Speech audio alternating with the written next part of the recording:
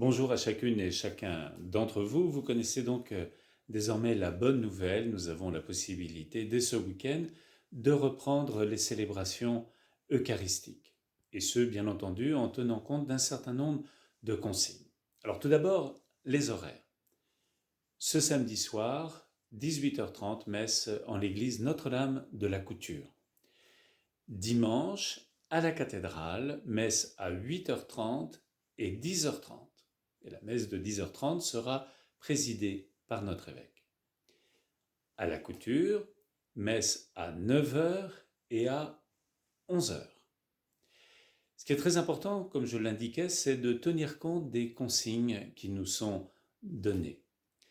Premièrement, il y a l'obligation de tenir compte des distances, toujours entre 1 mètre, 1,50 m entre les uns et les autres, et ça commence dès la file d'attente avant de rentrer dans nos édifices. Et des équipes de bénévoles, que je remercie infiniment, seront là pour, dans la bienveillante vigilance, faire en sorte que ces consignes soient observées. Deuxièmement, obligation absolue d'avoir un masque.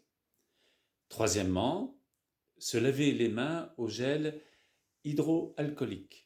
Et nos paroisses ont fait l'acquisition de distributeurs de gel.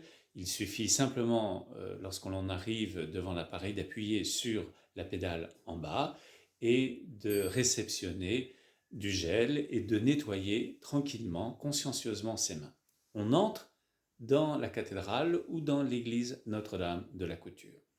Là, on est accueilli par une deuxième équipe de bénévoles et on prend place là où c'est indiqué. En effet, des post-it sont placés sur les chaises de nos églises afin de permettre aux uns aux autres de repérer immédiatement les places possibles, fonction des réglementations qui nous sont données.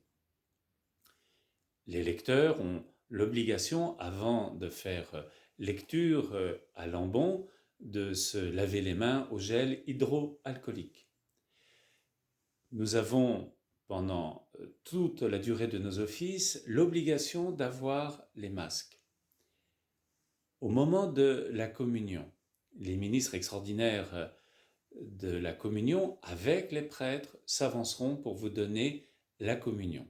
Là aussi, il est très important de veiller à la bonne distance entre les uns et les autres. Nous prenons notre temps pour pouvoir communier. Pour la communion, tant qu'il y a des consignes données en ce sens, il y a l'obligation de communier à la main, et en faisant en sorte que notre main soit présentée tel un trône qui nous permet d'accueillir le Seigneur, ce qu'il y a de plus précieux au monde. Ensuite, après la distribution, à nouveau, comme avant la distribution de la communion, prêtres et laïcs, ministres extraordinaires de la communion, se laveront les mains au gel hydroalcoolique. Pour la sortie de nos églises, eh bien, les portes seront grandes ouvertes pour permettre une circulation très fluide et là aussi respecter les distances entre les uns et les autres. C'est à l'issue de nos messes que des personnes se tiendront à votre disposition pour réceptionner vos dons dans le cadre de la quête. La quête ne se fera pas au moment de l'offertoire, mais au moment de la sortie.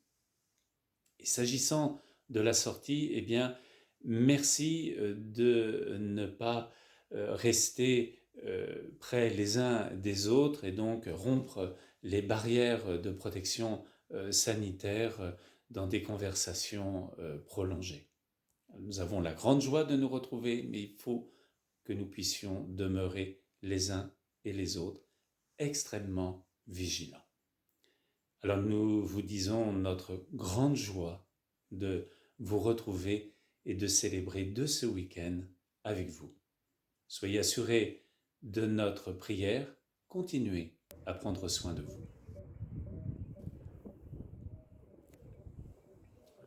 Et donc, il faut que chacune et chacun d'entre nous puisse, à cet appareil qui a été acheté à dessein, se laver les mains au gel hydroalcoolique avant de pénétrer dans la cathédrale ou dans l'église Notre-Dame de la Couture, avec l'obligation aussi de porter un masque.